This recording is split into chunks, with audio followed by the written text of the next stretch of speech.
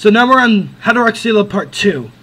And yeah, I already indicated I liked Part 1 more than I liked Part 2. I still like Part 2 though. CeeLo Part 2.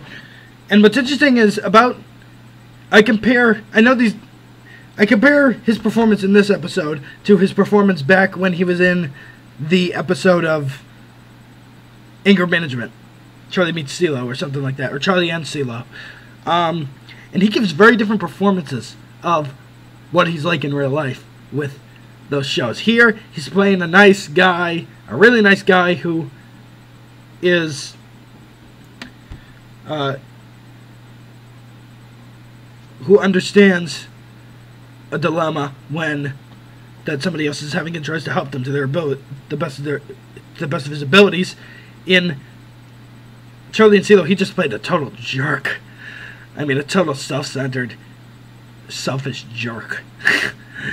And I know they're very different shows, but at the same time, I mean, obviously, it's probably How to Rock CeeLo Part 2 that gives more of his personality and his real-life personality than Anger Management, with just essentially embellishes it for entertainment purposes.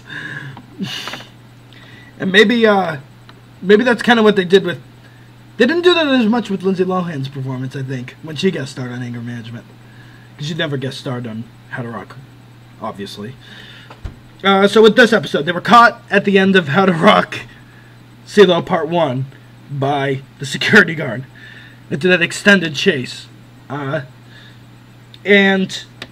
CeeLo wants to see them in his dressing room. And so they all think...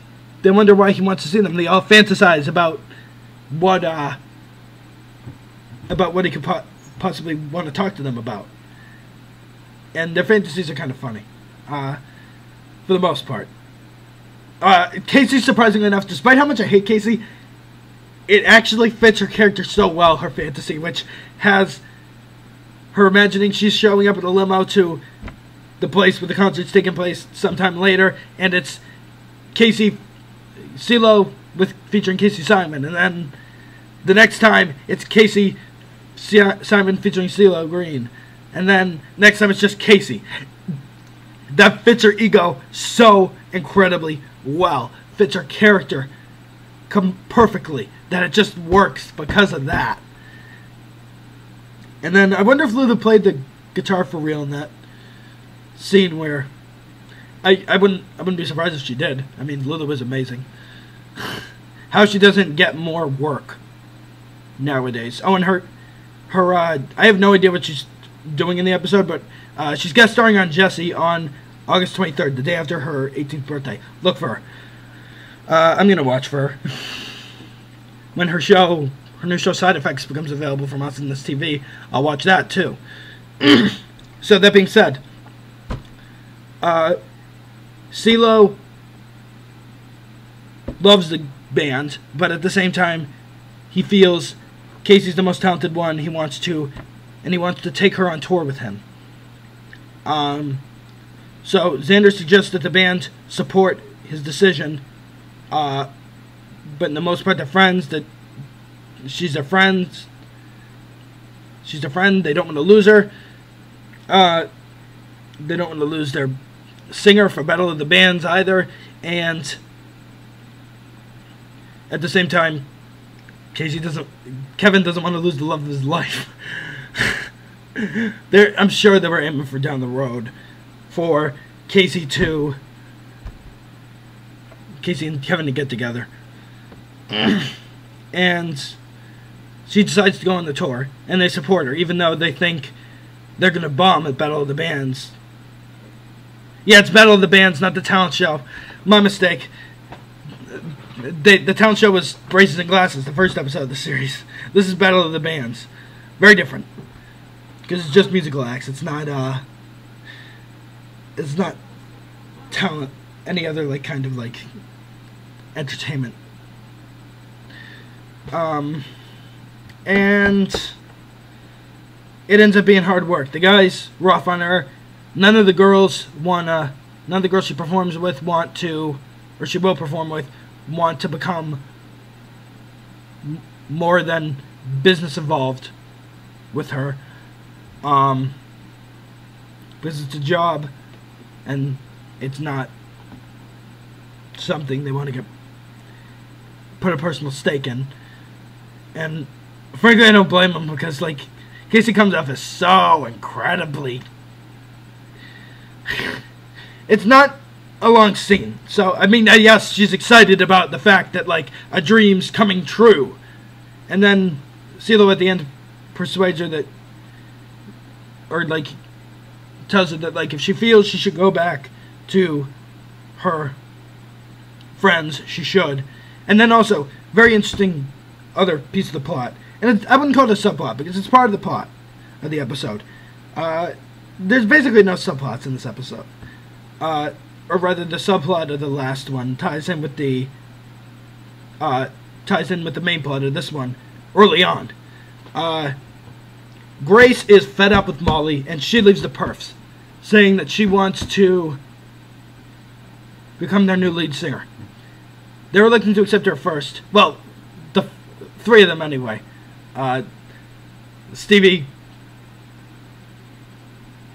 Xander, Stevie, and Kevin are reluctant to accept her first.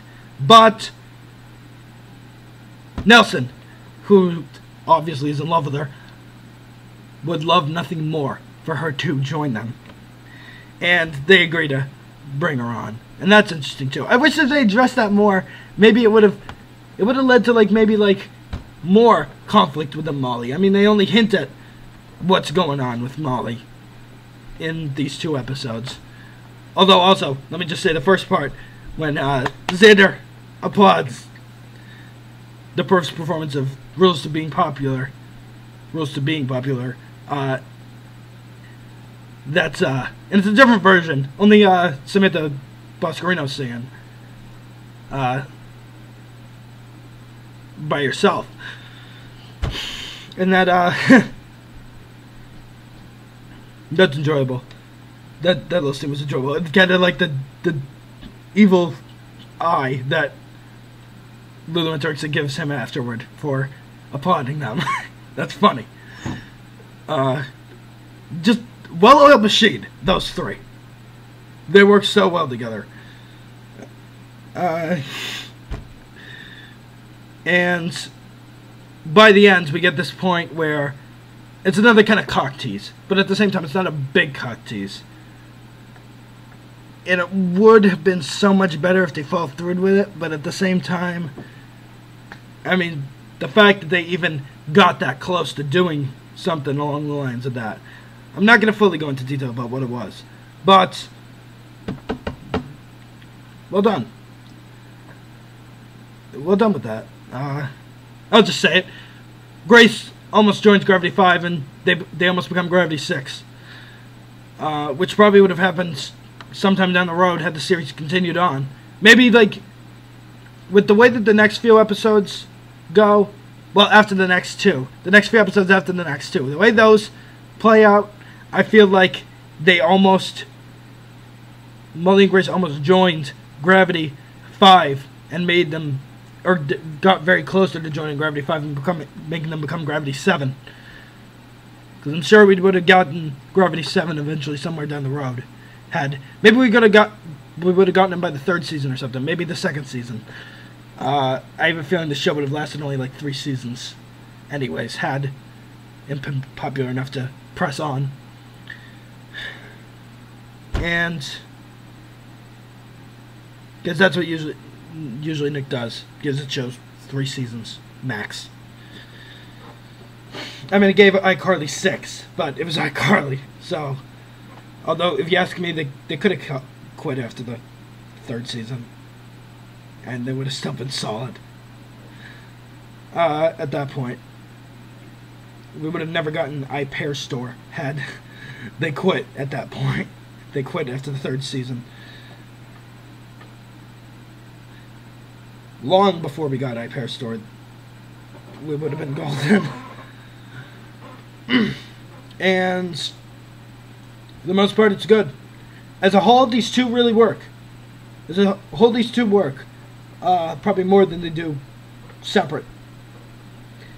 Although separately, I gotta say, they still both work. Although the first one does work a little better because it really like had more of a zing to it than this part did. But still, I like this part, the way it played out and everything. So that's it for this one, guys. The next one's coming up soon. Catch you on the flip side.